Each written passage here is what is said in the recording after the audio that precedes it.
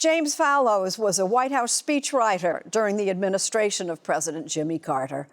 He has thoughts on the passing of a most singular president. Few people would remember now, but the Jimmy Carter who sprang from obscurity to the White House had magic.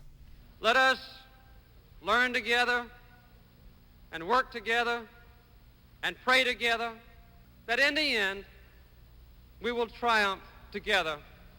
His piercing blue eyes, his big-toothed smile that became a trademark on campaign posters, his ease with the different cultures of a traumatized post-Vietnam America, poets and farmers, evangelicals and rock and rollers, war protesters and his fellow veterans, white and black people alike.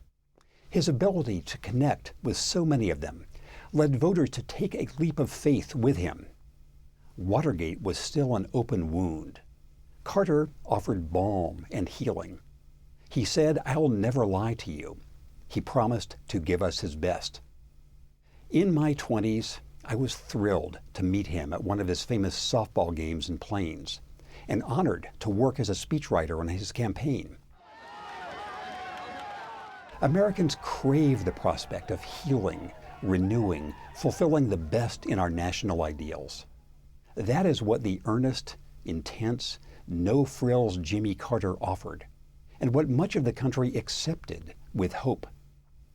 Through his first year in office, it worked. As a new president, Carter was more popular than nearly anyone who came after him. Then things went wrong. Runaway inflation, endless gas lines, a hostage crisis in Iran, much more. Some of it was Carter's fault, through his rigidity and inexperience. A lot was bad timing and bad luck.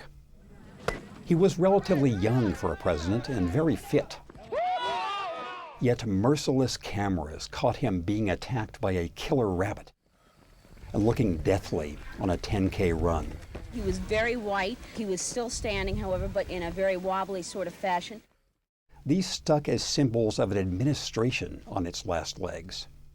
After working for him in the White House, I wrote a critical and controversial article saying that his was a passionless presidency. What none of us could know was that most of his adult life still lay ahead of him. The years in which he would show his passions, values, and achievements as a builder, disease fighter, peacemaking Nobel laureate. He would live to see his character and idealism recognized and his time in office reassessed.